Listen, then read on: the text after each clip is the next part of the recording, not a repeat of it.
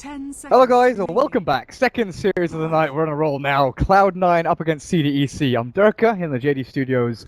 Let's just get straight on into it, shall we? Draft is up. My co-caster's here. Scant. We've talked a lot about what we expect from like Chinese teams and European teams, but now we get to see C9.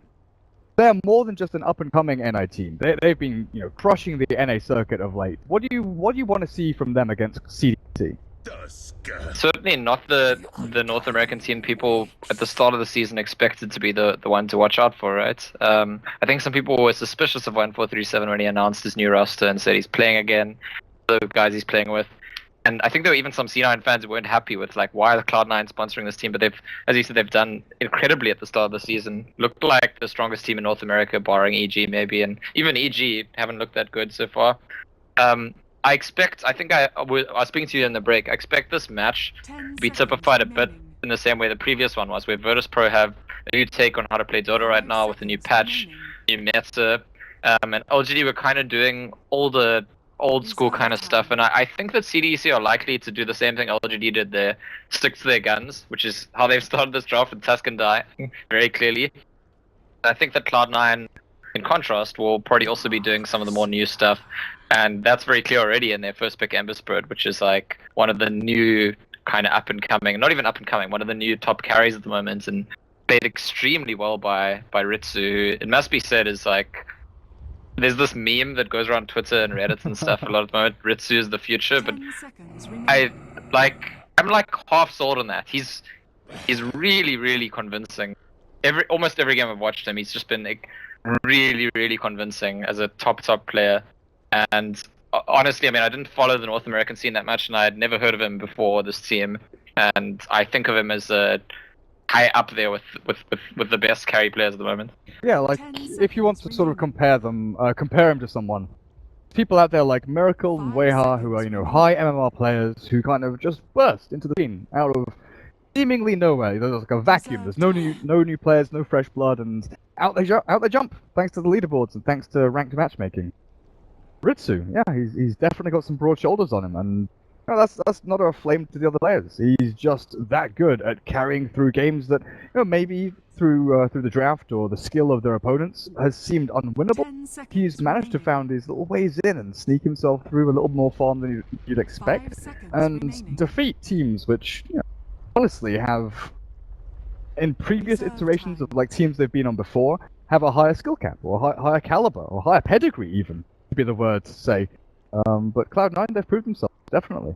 Past month and a half, 2 months. They had a little dip in form, I feel, when they first burst out. It was like, oh god, who are these guys? They're amazing. And then like DC balancing things out with Fire as well, sort of, finding their way, grasping at the NA scene. Then all of a sudden, the surge of power, the strength of Cloud9, them up there. So to second place in the NA scene anyway, behind EG. And other than Ritsu, I would say focus party on 1437 as a captain and drafted. It seems like his time with Secret as their coach has actually benefited him as much as it benefited Secret back then. Because even though he always was a very smart player, analyst, thinker about the game, I feel like his drafting style and just like his thinking about the game seems like that much more perfected and refined and clear since he had that experience as a coach with Team Secret. So definitely one of the top drafters out there at the moment. And for that reason, I'm extremely excited to see what his plan is to do with Tusk Undying, because to my mind, Tusk Undying is, out of all the like disgusting, toxic, aggressive dual lanes, the strongest. I think it's like, this is a dual lane that you can't beat, as far as I'm concerned. I think it will regularly beat tri lanes, this dual lane. So, do they try and dodge it and just Darkseer there? Has he thought of a lane that I just haven't thought of? Is their plan to just completely outplay it? But I'm pretty sure we're going to see a Tusk Undying aggressive dual lane, and I'm not convinced that there's a natural way to deal with that. And with the TA pickup, it makes it a safe lane Ember Spirit, which we did expect for Ritsu. But again, it's Ember Spirit. I don't think one of the strong laning heroes, especially when it comes to dealing with this aggression. So my instinct is that they'll try and dodge the lane. Either that, or they're going to pick some insanely strong supports to be able to deal with it.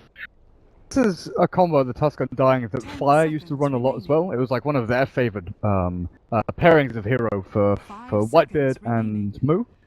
throwing them to the offlane. So if anyone knows how to deal with it, it's going to be one of the NA teams, Cloud9, or DC or someone. But CDEC with the Lina there.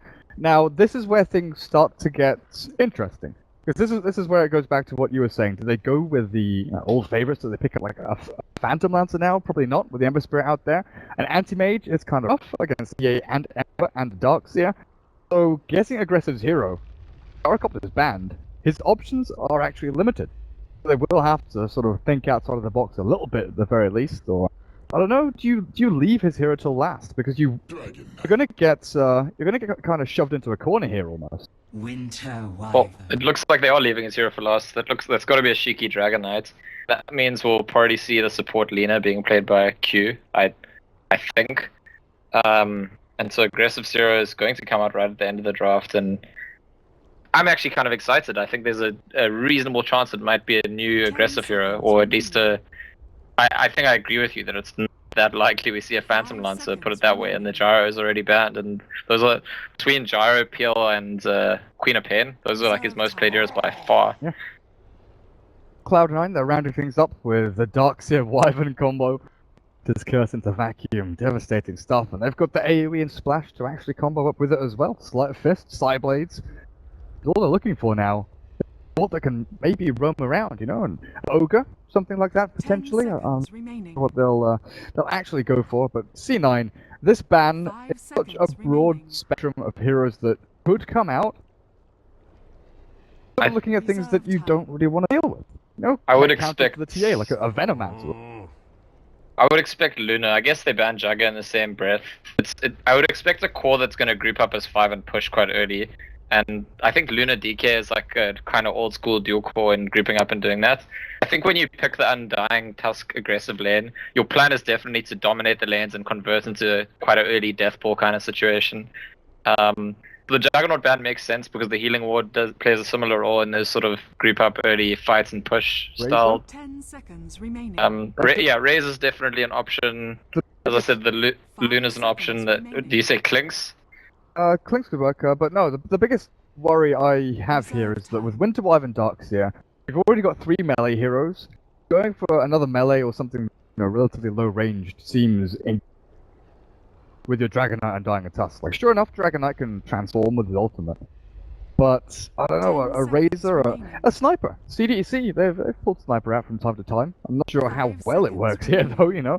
You get chased down by the Darkseer, oh god, they've gone for it.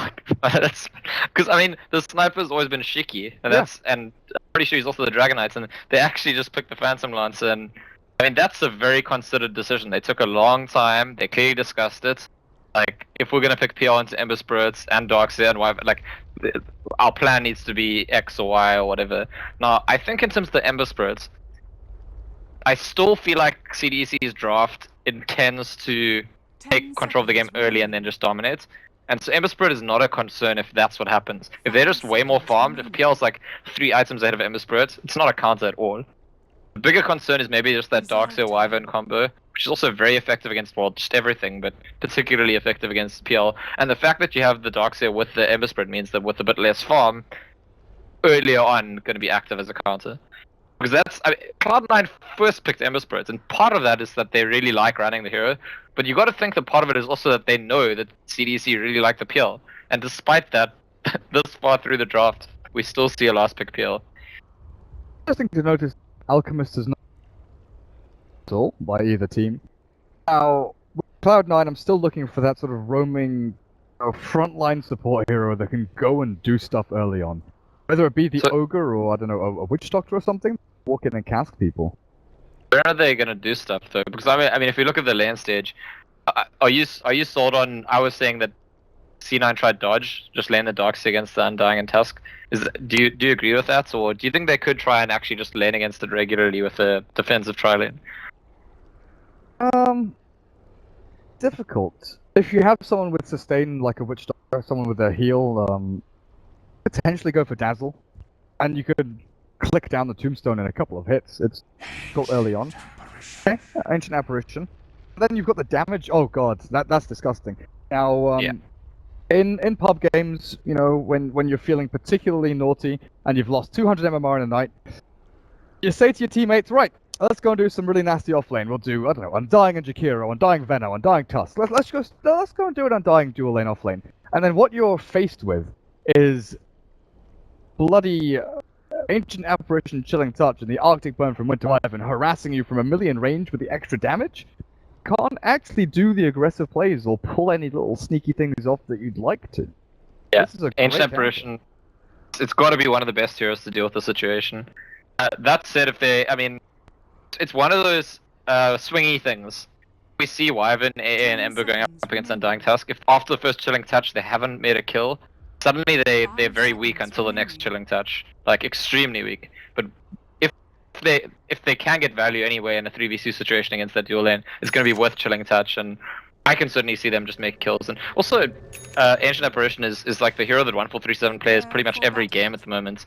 I think he started picking it as a counter to Alchemist, but he's just ended up thriving on the hero in general, and he TP'd to the bot lane here, wanted to find the ward, but got you a bit too late. XZ actually TP'd there too, but arrived a bit earlier than him.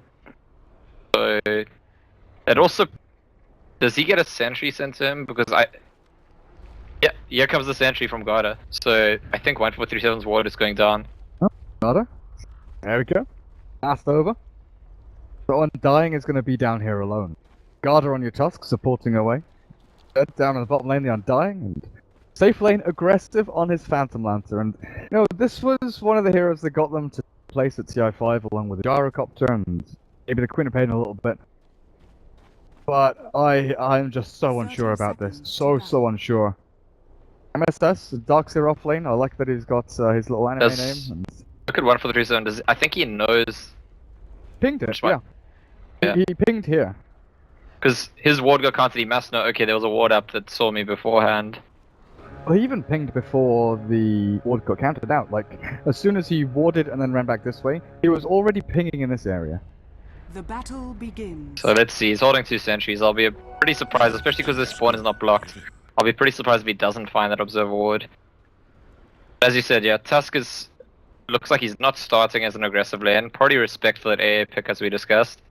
Be interesting to see his rotations around the map. I mean, we spoke last game about MMY's roaming Tusk, and when it comes to moving around the map and playing Tusk in the early game fights and the mid game and late game fights, I don't think you'll find a Tusk better than Garda. I mean, and if you do, it might actually be XZ, his teammates in this team. One of the things that made them so successful at TI5, they were just so impeccable at using this hero, which is like one of the heroes of the year, if you had to ask me. You're up at top, Light Strike Array level 1. That's taking a little bit of a battering there. Well done at bottom lane, Ritsu. Down, there you go, he heals himself up. The spam out of decay from XZ. A little bit irritating, but Brax in middle lane should have a decent time against the Dragon Knight. DK is a hero that we just don't see anymore, you know. Complexity ran it a lot in the NA qualifiers, and did they run it at all during the TI5 main event? I think they might have run it once or twice. Outside of that, the team that I think of when I see Dragon Knight at the moment is probably actually like Vega Squadron. It is a hero that they've run. There's some CIS teams that have run it, and well, look at Brax farming just behind Shiki's tower. It's denying behind his tower and getting the splashback as well. It has turned out to be this aggressive dual lane, by the way, but that's pulled SVG, and it will be that 2v3 exactly as we described. Maybe we'll see. I'm not sure what level C9 wait for, but I think maybe once there's level 2 on the supports, they actually make an aggressive move themselves. I'm not too sure. Worrying thing is that, well, for CDEC anyway, how do they play aggressively into this? Push the wave, they're going to go and try and contest the pull here, but the pull isn't happening. You know, SVG is standing over, no ball. They're going to catch him, looks like. You walk into a stack as well, the guy shots out. Oh, there we go, flies over. And you're not catching the flappy ice woman. Yeah, if the Wyvern's at the lane and the air is over there, that's an easy kill, but just because it happens to be Wyvern, very effective support here against the Tusk. Our Garda is invis. Go and look for Ritsu. He's made a little wander over to the side shop, gets his poor man's shield all finished up. Look at the off lane of the Radiant, you know. MSS actually going all the way back to base, not using Angle or his Clarity to heal up his mana pool there. Go back to the fountain, buy up by soaring recipe, I guess, something like that. Maybe you buy boots in this situation, I'm not sure. Well, you get TP anyway, and lane. Got it. Is he gonna use this invis? Waiting, just waiting. Thing like, how do you play aggressively into this? You're walking into chains, flame guard, stick charges, which will, you know, happen. They'll so we'll get it. Interesting. Well, Chain. there's the chilling touch. And now I honestly think if CDC just stay back until chilling touch runs out, then get aggressive, they could actually win 2v3 in a fight. Gonna try and do SVG. Got no Arctic Burn, but look at that, the shot! Not in place! Ritsu walks in with the chains and the flame guard. Guard has got no escape from this. 5-stick shot might be enough to keep him alive for a couple of seconds more, but Ritsu just runs him down. Soul Rip. Yep, there's your first blood. Ember Spirit picks that one up. It's a strange. I mean, they didn't wait out the chilling touch. There was still some chilling touch residual hits, and they've gone the Wyvern yet again. So I think impatient actually by CDEC in that case. But yeah, you were gonna refer to the last hits, and there's a lot of people getting good last hits, except for basically MSS. There's 5 heroes getting decent last hits. Definitely must be said aggressive, the one with all the denies though, and that kind of corresponds to MSS getting just about nothing in this lane. Yeah, if there's anyone that can play Aftermancer against the Darkseer, it's aggressive. He knows what he's doing. He doesn't have a Quelling Blade either, which is the scariest thing. You know, you see PLs with Quelling Blades, with Ring of Aquila, with everything, just to try and deal with the DS. So Q has done his job as well. Light Strike Array and throwing out these Dragon Slaves just to try and deal with this little Darkseer charging around. But mid was the one I was going to look at. If you take a look at Brax, he is outlast hitting this Dragon Knight quite significant. And then you can go and stack up Ancients, you can flash farm the jungle. Something that Dragon Knight really falls flat on his face in regards to keeping up the acceleration of farm. Because TA accelerates at like key points. You hit sort of level 7, you go and take Ancient stacks, you farm, and you get key runes to go and kill people off. Dragon Knight, he's level 6 and he's like, I'm gonna slowly take your tower over time. But it's this really sort of watching paint dry kind of farming. It's never quick, bursty to get himself to that next item. Dragon Knight's being ganked. Yeah. Brax trap. Hit down by Shiki. What? Down to half HP, but SVG, where's he going? Oh, he's just going to ward, because they can't kill top. There's no way they can kill top, so this smoke is just to get up a ward. See the courier coming in as well. Does he try kill the courier? That's very ambitious. Apparently he does.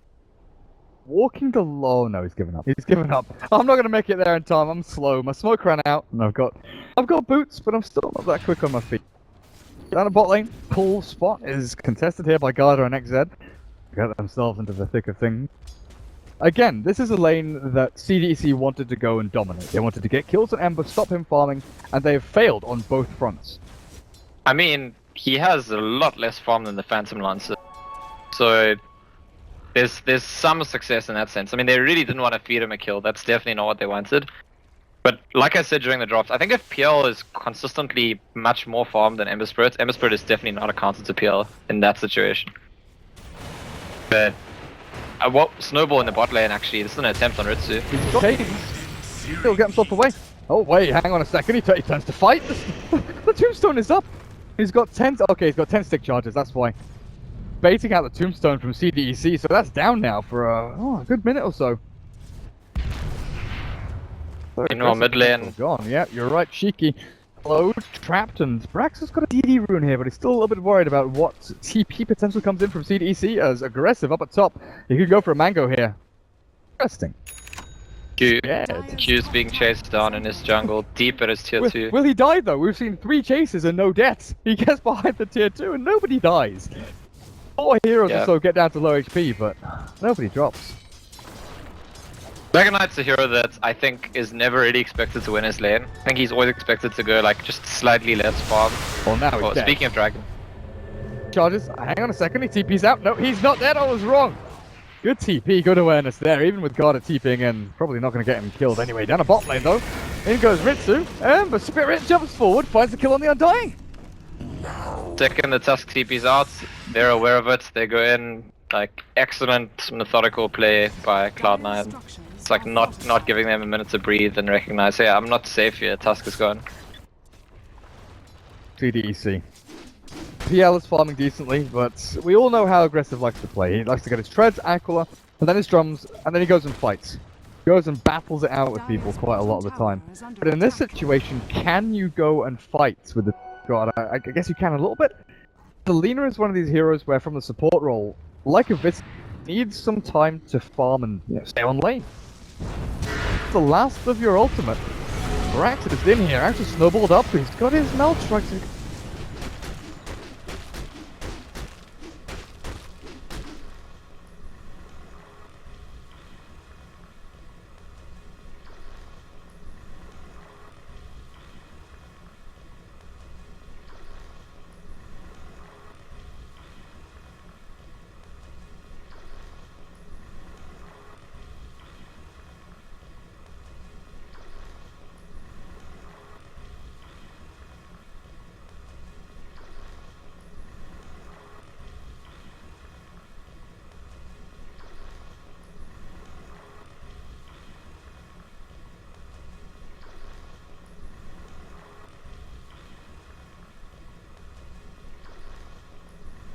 Is really when it's lane, it's always expected to get some value. And the interesting thing you pointed out about how it doesn't keep up in flash farm jungle or anything, there's a very small change they can make to the hero and it would completely be viable in that way. And that's just that his level 11 ulti needs to be at level 6. Because once you have that level 2 ulti, you can farm stacks just as well as anyone else. In fact, Dragon Knight with like Treads and Sanj can farm an ancient stack. He doesn't need items even to do it. But it's just like other heroes start farming jungle or ancients at level 7 and he has to start at level 11. Your Skype popped up on stream for a couple of seconds, so expect people to add you and DDoS you. Fun with that. Oh goodness. Right, we're ready to go. Did I switch the overlay? Yeah, I did. Oh god, Ritsu's joined it. Remnant spams through into the middle of them. Damage up was great here, but he's stunned up by the Life Striker. He turned back around on, but Melt Strike out. Brax to finish him off guard. Tries the ice shots, blocked, but Ritsu and Brax just rolling through the fall with the Tombstone dying. Dying and Dragon Knight, they're tanky, but they don't have the damage. Aggressive wants to go back in, but Surge up onto the Ember Spirit will get him away. Meanwhile, 437 is farming at the bottom lane, getting up to his level 6. My patch is literally not done yet. It's like South African internet. What? I'll be there in a second. Apparently, Dragon Knight caused brilliance. Amazing. Excellent stuff. In what way does that make sense? If his ultimate expires, maybe? I don't know. It's just something someone posted in chat. I have no idea. Probably lying. It's not Twitch chat though, so I'm inclined to believe a chat that's not Twitch. Well, certainly more than Twitch. It's a little bit more. Well, so we've got all the casters back in as well. Yeah, I'm back in. There's action bot lane. It's actually finally a kill for CDEC.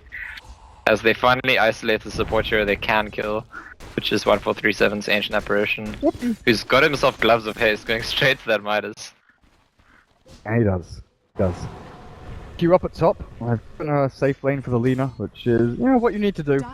But it's MSS over on the Starks here. 1-0-1 now. Bottom tower is under attack. Decent levels, up to 5. Mac not too far away.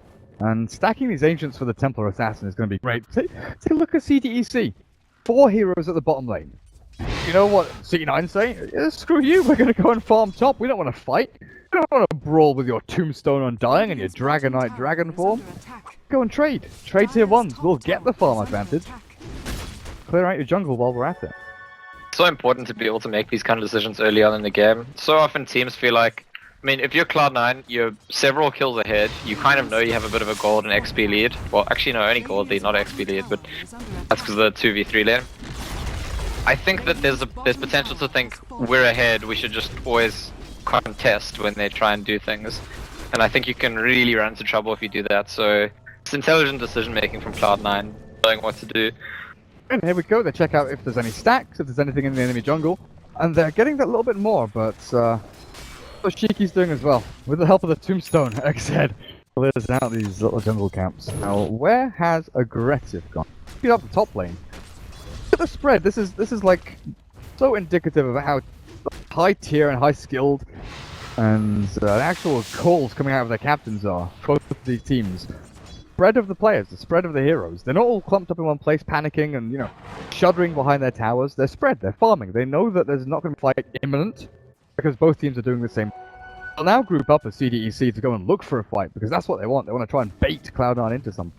And maybe even contest Ancients up. So many big level 6s. Tusk just got his. Lena's really close, Wyvern's really close, A just got his as well. And all of these supports have extremely significant abilities. Radiant's middle tower is under attack. They off to. 1437 knows what's up. They don't smoke to play aggressively. They've actually gone and farmed their own jungle a little bit here, while Cheeky is alone towards the mid lane, slowed by the Arctic Burn and traps. But I'll go in too deep for this. Ritsu's down a bot with his drums nearly complete, while aggressive. Going for the drums as well. A little bit of a different route there.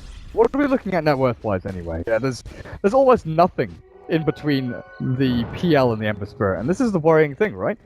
The Ember Spirit, if he's behind, then okay, the PL can start running over the rest of the team. But if the Ember Spirit is on equal footing, this TA is actually racing ahead of everyone. That's where it starts to get scary. I mean, PL deals with TA very, very well. So if TA were the only problem, that's again not a huge issue.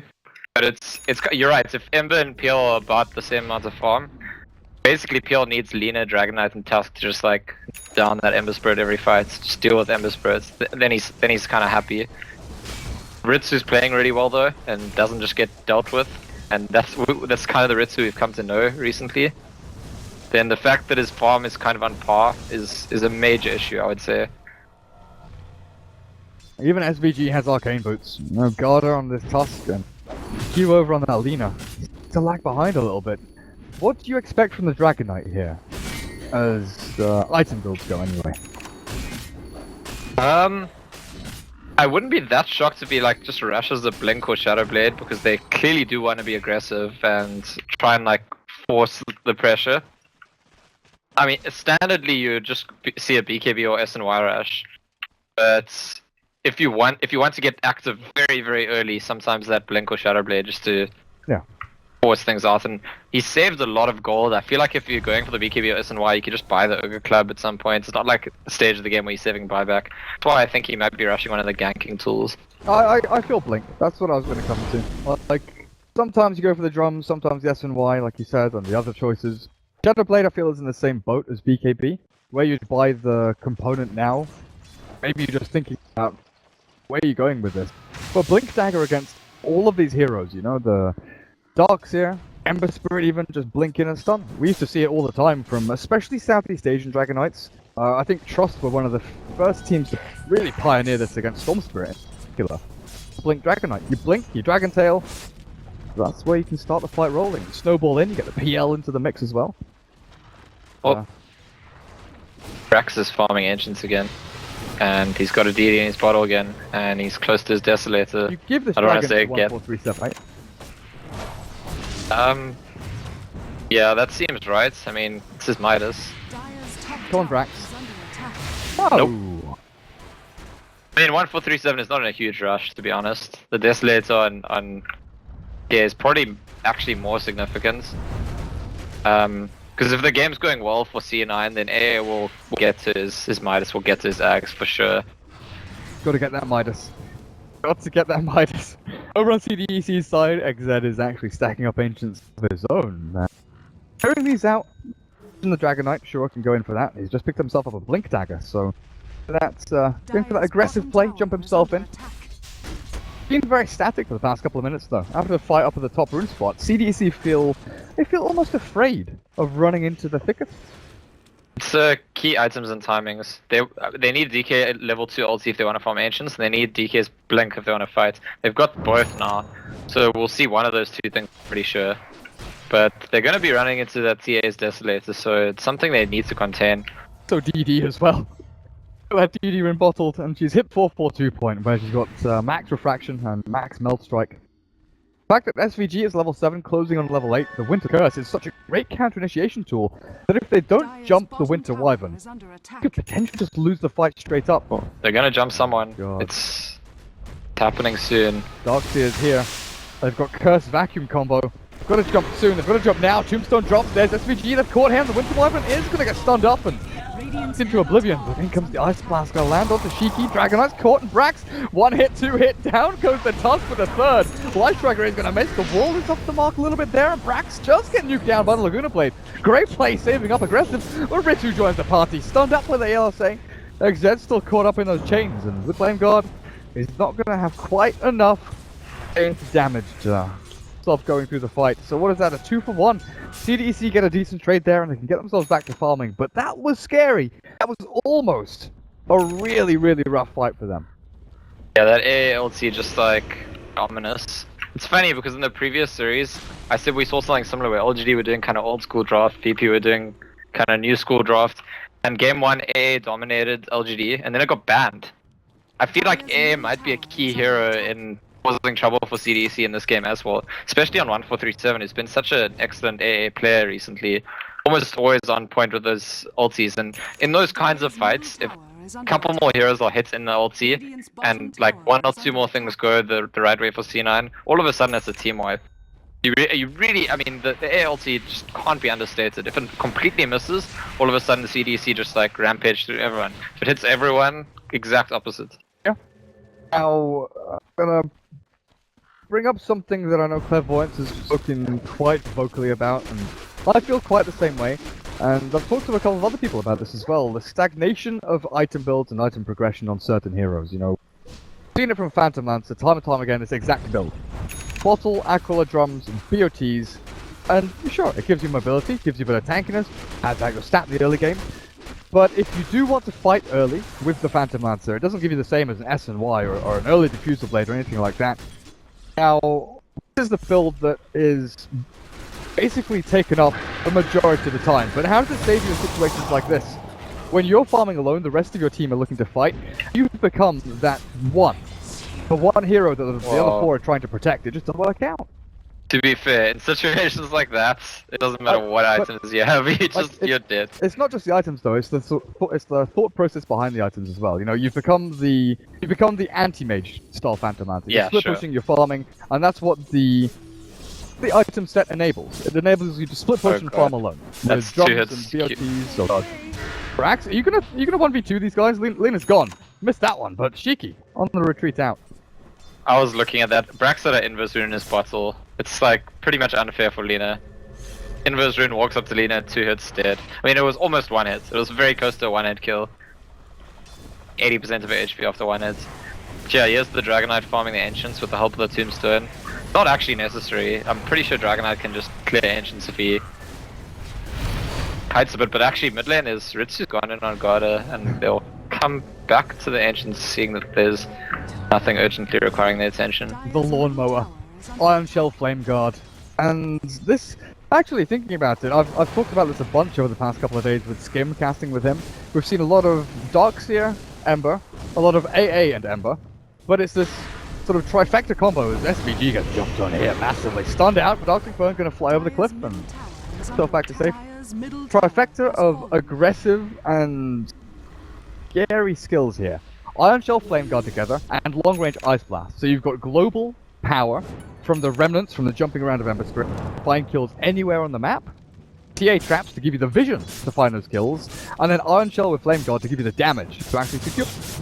We just see it a lot from Swedish teams with this combo, but actually it's not going to work too well here as no remnant jump back for Mr. Ember Spirit. Turned into oblivion. Chain locked down. There's a lot of big pickup at the moment. TA just got Blink, also just bottled the haste. Undying just finished mech. So it's actually, I want to say both teams are very kitted out to have some extremely successful fights in the next 5 minutes or so. And it's going to be quite circumstantial depending on how the fight starts, what the positioning is. And there's a lot in both teams' hands and the players' hands in terms of the execution. I want to jump in on this. VG's lining it up for the ulti. They've got the Darkseer Vacuum. Oh, he's got the TP in. Got the TP in. They're TPing into the tier 2 here. Oh, they're going to go for this. Defense of the tier 1. They're getting ready to run in. Ice Blast launched out. It's not going to hit. Good split out from CDEC. But still, SVG is surge. It's going to want this curse down onto multiple heroes, but they're going to lose the tier 1. They can't deny.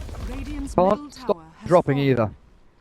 It almost felt like they knew that It's like if you bunch in a certain way for AA, you can predict exactly where he's going to ulti to because obviously you were all standing in a place where you could all be hit, and then you know exactly how to split when it's coming. I'm not sure if that's if I'm like giving them way too much credit, but the fact that it ends up hitting nobody and they split in exactly the perfect way, it's pretty cool foresight. They lose out a little bit, but what can they gain from this movement? 1437 is 1-1-1. His net worth is going to start skyrocketing a little bit with that Midas, and the fact he's already got a point booster, so straight up back at him is going to be where he heads into. Oh, SVG, you unlucky bugger. Sentry's already placed down there. The CDEC know exactly what's going on. As soon as they step up with this illusion, they'll see the observer. Oh, expires. Illusion expires. They don't see it just yet. But they'll get it. They'll get it. Radiant's bottom Yeah, tower is Ritsu under I think has lagged a little bit behind now. He did pick up that one death, but he's got himself his own travels and he'll be TPing around the map and staying steadily in the right place. Darkseer is also very close to what is almost certainly going to be his own blink dagger. And if he hits that blink timing, it's again another huge item that allows them to just completely stomp a fight if the right fight presents itself. It's actually even though there's not a lot of fighting going on, this game feels very tense to me. It feels like at any minute either team could just like wipe the other team. Dire's structures are fortified. Lena, Duels and Arcanes. Already picked up, but that's the blink dagger you were mentioning. How both of these teams, you said it a couple of minutes ago, they're getting the tools and they're filling their kit with the stuff they need to fight. User played not too far away from aggressive as well. Closer and closer to this battle point. While Ritsu, too hot. A little more farming time, so the rest of his team's going to make up for this. Either sit behind him and really safeguard this armor, try and bait fights elsewhere for CDEC to sort of case of ghosts. Got a little run around, but Brax. God, is this the play? Can you kill aggressive here? It's gonna be a difficult one. It shouldn't be possible. If aggressive is ready, it really shouldn't be possible. Yeah, it's just a cheeky hit and blink away. Again, a smoke from the other four heroes. It's interesting because so often we've seen CDC, especially at TI, fighting around aggressive, and this game they're choosing a lot of smoke plays without him. So one of the smokes gets revealed there, and that might actually alert C9 to the fact that there's a whole lot of other heroes there too, not just the Undying. But unfortunate, it's just running past that mid lane, and yeah, there's that line drawn from 1437 saying they're all coming there. Brax, Radiant's run! top tower is Run for the hills, or do you want to fight this? They're TPing. How many? 3?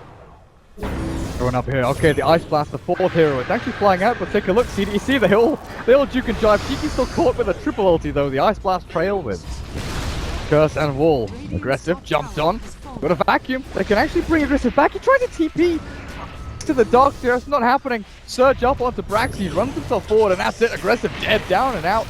The rest of CDEC will retreat themselves, but you're 1 and 2 all heroes dying there. Yeah, really disastrous for CDEC. I think a little bit cheeky by aggressive. He wants to stay and make sure the tier 1 went down. It was clear the Dragon Knight would die and they couldn't do anything about it at that point because he was below the tower and the rest of the team except for aggressive was above the tower.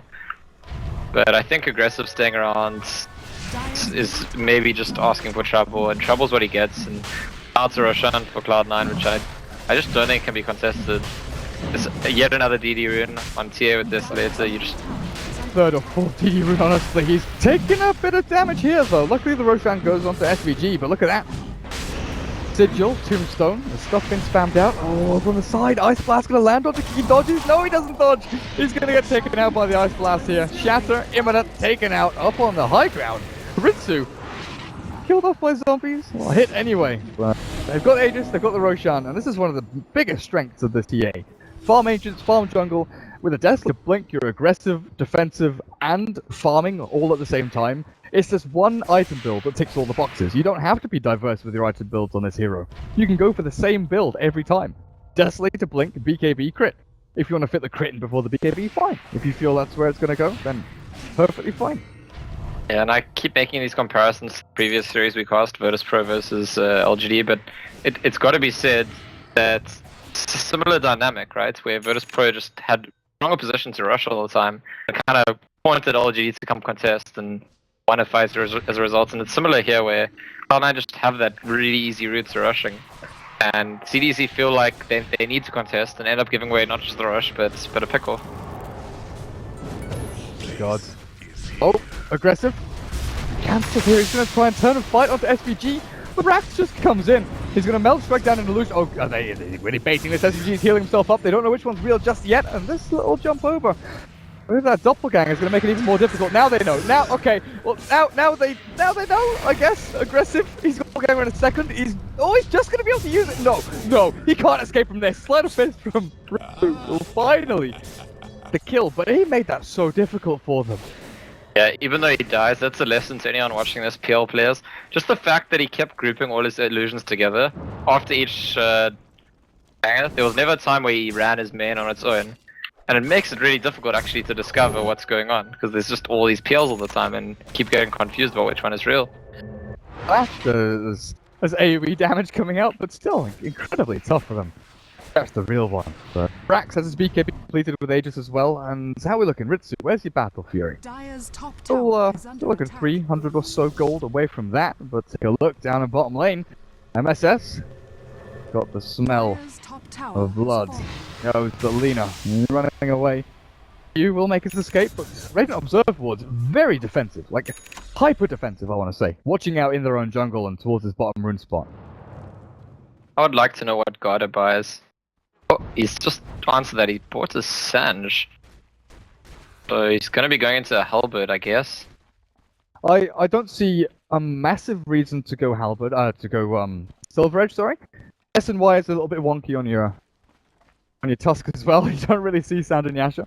Yeah, I'm 100% behind that Halberd. I thought he might just get a Glimmer Cape.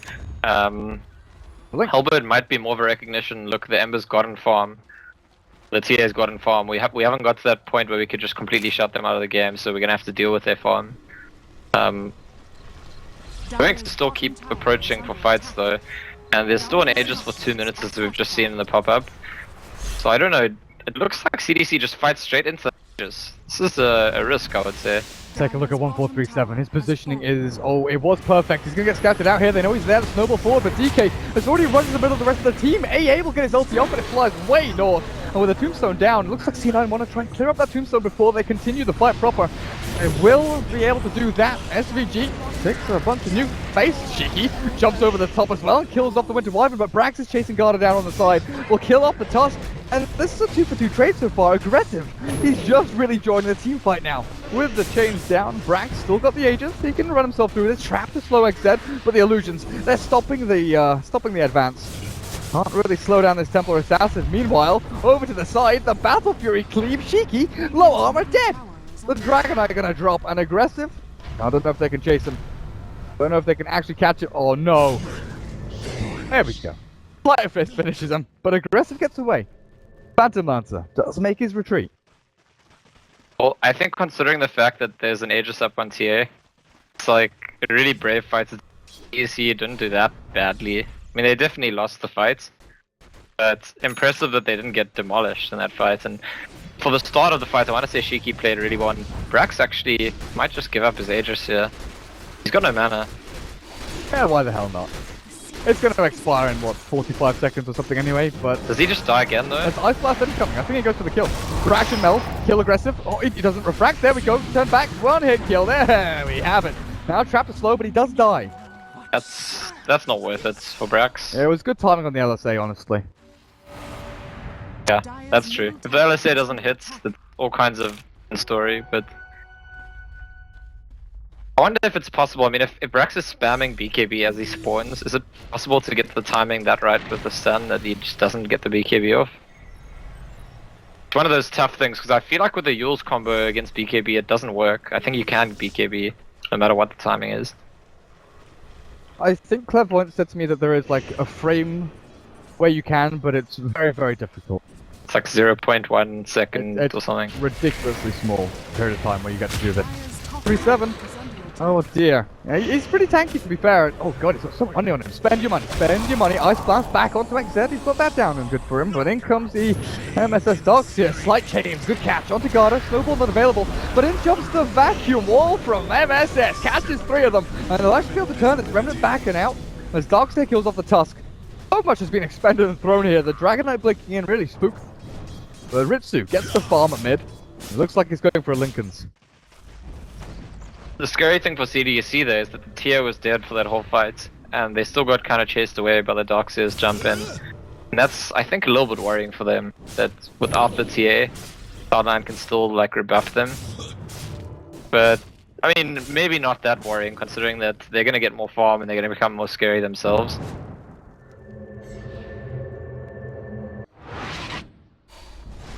What do you reckon? Lincoln's or second Atlas Fury? I would say it's gotta be a Lincoln's. He's been stunned too many times by Dragon Knights, he's been gone on too many times by Tusk. Dragon Knight's done. Gotta get it. I mean, yeah, double Battle Free just seems like the greedier approach, and Ritsu seems like one of the things that's important about this player is that he's, let's just say, if he buys Battle Free, I'll probably try and figure out why Battle Free was the right decision.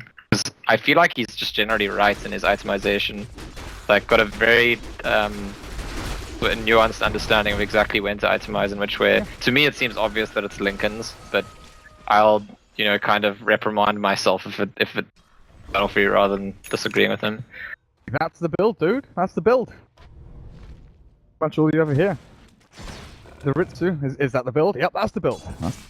Yep, he's bought an ultimate orb. He's going Lincoln's. That's the build. it's definitely the build, honestly. Now CDEC, their early aggression really has been thwarted here by Cloud9. Got Mech Glimmer Medallion on XZ, aggressive has his Diffusal Blade, but he's going back into a Manta style. I was worried during the draft, and I'm still worried for their progression in this game. Q is the only hero here, the Lina. But I've been really kind of fond of her progression, you know, Arcanes into Yule Scepter, getting into that level 11 relatively quickly. It's the sort of dynamic of this lineup. There's very little synergy. Spiders are gonna have a Hellbird really soon. I feel like even if Ember Spirit has a Lincoln's, they can find ways to get rid of that and then just Hellbird him. And Ember Spirit is not gonna be in a position where he wants to then rush a BKB, but might actually have to if he gets focused by the Hellbird all the time. Punching Ancients. Well, let's clear through this. And again, I mentioned it, what, 6 or 7 minutes into the game, when both teams, well, when Cloud9 were doing the fights very early on, but the spread of their heroes on both teams was pretty stellar. Now you look at how the game has changed. 34 minutes in, the spread of Cloud9 is very good. In their own jungle, enemy jungle, lane, mid lane, bot lane, farming everywhere. And where was CDEC?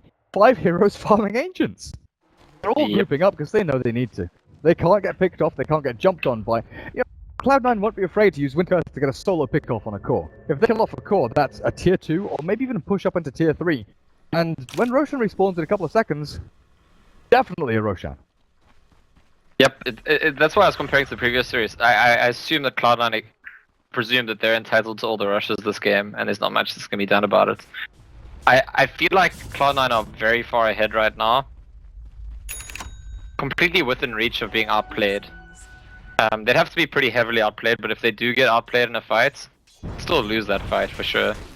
Especially if TA or Ember Spirit get picked off really early on, and let's say Ancient Apparition misses his ulti on everyone, because he's picked up on Alex, by the way. So even if one of the cores dies, if he hits a good ulti and the other core is just doing work, that's probably enough for their team to win a fight. I was about to complain about Cloud9 grouping up as 5 to take Ancients themselves, but at least they smoke up and go and do something. They're looking towards the Roche pit, pinging it out. There's a vigil in here. I see it.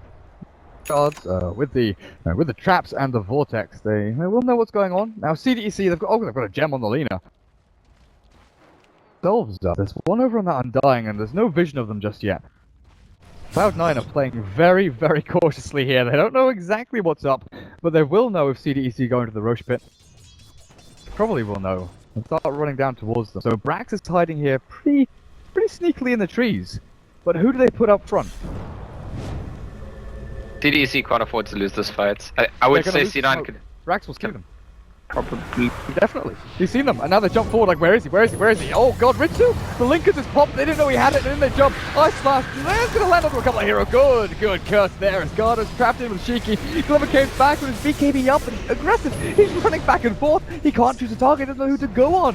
Garda now battling into Brax, and he might take down the TA slowly but surely, burning through the mana and the refraction. But over on the side, Ritsu, SVG, who have you found? clearing through some illusions, and now looking for the Undying. That should be a simple takedown. 2 for 1 so far, and Aggressive's gone back in here. Trying to get into 1437, looks like he's got the burn, he's got the purge, and he's got the damage output. Good glimmer, but not good enough. Ritsu turns, the Flame Guard will finish him off, and Phantom Lancer's down. In blinks SVG, Q. Nice, Sweet Prince. One hero remaining once again for CDEC, but this time it's not the Phantom Lancer, it's the Undying. Aggressive's actually playing very, very well in these fights, just recognizing that he should isolate the TA to start with. Coming back in and just giving it a go later on, I think is even maybe a defensible decision. I mean, TA actually just doesn't handle PL at all, so if she gets isolated fighting PL, she's dead, regardless of what's happening in the rest of the fight. Like, I kind of want to say that game's going really badly for CDC, and it's not because they picked PL into Ember Spirits, even though that's sort of the natural narrative to go for. It's not the heroes that's... I mean, it's just the fact that they're so far behind, simple as that. And that's not because of the dynamic. It's not like because Ember counters PL, that's why they're 15k gold behind. They kind of just lost out in the lane stage, and in the early game after that, less off the map. Got C9 were getting towers earlier than them, C9 got a rush. And I don't know, we could still get to the stage where PL gets really big and then Ember counters him. But at the moment I feel like every bit of lead that C9 have in this game comes from their early game. From their understanding of like how to just get an advantage and then keep it. Too Chrysalis. Roshan is still standing. Oh god. CDEC, you really want to put yourselves into this AoE position where there's just a multitude of ultimates that can be thrown down onto you. And you can be wiped in seconds. If CDEC get grouped up as 5 and they get hit by the Winter's Curse Vacuum Ice Blast combo with Sleight Fist and Side Blades, just die. They all just die. They've got to be very careful with their positionings in the upcoming team fights. Just make sure they don't clump up too heavily. You know, they've been doing well with that. They've got snowballs, they've got mechs and gangers and things that jump off around. But you know what? Aggressive is dying in a 1v1 against Ritsu's Ember Spirit. This is not what's meant to happen. Ritsu's just cruising through, and now he remnants away. Ice Blast. Oh. Aghanim's Ice Blast. Is that level 2? That's level 2. He's not gonna die to this, though. It's fine. Yeah, he might just live because he can spam the... I think he might die. It's gonna be very close. God. He's dead, isn't he? Oh, no! Yeah. I thought he had one more doppelganger in him. But apparently not, and down at bottom lane, Q! Arctic Burn! Gonna go down, and guess what? In from side Brax. Oh, you're not gonna find him, are you? Shiva's Guard, the vacuum back from MSS. So sad that PL death also, because he kind of like ran back and forth, and at the last second, right before the Ice Blast was gonna hit, stumbled into the AoE of it. By the way, MSS has not died this game, and is thus holding the gem that they stole from Q, and that's another kill, and all of a sudden this game feels like it's extremely close to being over. I mean, there's a rush available, which Brax could freely go take if he wanted, but it looks like they're not going to waste time with that, and they're just going to go get some Raxes. 24 to 10, 40 minutes in, and yeah, they don't care. Care about the big man in his basement, the Rush Mannon. They want the tier 3s, they want the Rax, and Liver's available. They can freely have it. Melee Rax down to very little armor. Count. Clarity. What's left from CDEC? You've got Shiki up at top lane, the Dragonite going into an AC after BKB. Garda, his halberd, not really been useful so far. 437 places the defensive ward ready to go into the Roche pit. And the fact is, they've got all their ultimates up again. They're not missing out on anything. Yeah, it's a free rush. Got the rush, then they'll probably go straight back to pushing. There's nothing they really need to wait for. And we're now at a point, like I said in the previous series, I think, we're now at a point where it's not even just about CDC outplaying, it's they need Cloud9 to make some mistakes. That's their route back into this game. They hope for some mistakes. Observable is seeing everything. Cheeky could have been caught out there, but the rest of Cloud9 walked them. They're gonna try get Ritsu. He's up the top, he's got his Lincoln Sphere. Does he have a remnant? He does have a remnant down towards the bot rune spot. He sees the Phantom Lancer, and you know what? I've pushed this as far as I can. I want to get hit by the Lancer to stun. But again, the spread, bot lane, jungle, top lane, everywhere's being farmed by Cloud9. They've just got a firm grasp on this game. Yeah, and it's again pretty clear to me that one team in this game came into it with like a very good understanding of how they want to play Dota right now, and the other team, maybe that's the wrong way to put it, because CDEC have a good understanding of what they want to do, but it doesn't show that they've put much thought into it, you know, if they want to do something different, because the criticism that was made at ESL, and I think it's fair to make it again, nothing new to their play here, and perhaps it might be said that something new is called for. Aggressive is again getting 1v1 by Ritsu. Tries to snipe, is gonna miss out on it. Remnant away to safety. Oh no. Again, he like at the last second walks back into it, and I'm wondering why he isn't spamming his doppelganger. I think he could have maybe gotten 2 off there. Just kind of surrenders, because I think if he uses it straight away, it might just cool down on time to use it again. Not sure. Dire's middle tower has fallen. He has buyback. I think he might be forced to use it here. Often, yeah. Time to go all or nothing for CDEC. The way in which PL just decided to like accept his fate there makes me think that they're like busy discussing what to do next game. They'll like have one last stand here, but don't even fully expect to be able to win it themselves. So as well, holding on as much as they can. Gonna go in for this fight just yet. They're waiting for Phantom Lance, waiting for a situation where maybe you can buy back and TP in, but look at that, Chains with the Ice Blast. The Lena's dead already. Cheeky BKBs. The wall is dropped down, but where the hell is Garda? I hear a punch. Over back, yeah, he punches someone up, but it's back towards the middle lane. There's a stun. Over on Ritsu, he's dropping low on the old HP. Oh, he Remnant's back. 420 HP and he gets away. Not going to lose their ranks just yet, but it's inevitable. At this point, aggressive, no doppelganger remaining. They know which one it is as well. MSS will chase him with a Witch's Curse, they'll secure it. No buyback, dead for a minute and a half. Cheeky, your splash, it's meaningless. Strax finishes you off in a couple of clicks, and that's it. GG's called. CDEC tap out against Cloud9. Yeah, it's Cloud9 looking fresh, looking sharp, looking like they know what they want to do. CDEC looking, honestly, a bit predictable. I think that 1437 preparing for this match could have just, to this entire draft, he could have just guessed, I'm going to do this, they'll do that, I'm going to do this, they'll do that, and having that kind of power going into the draft to decide the entire draft is quite absurd, I would say.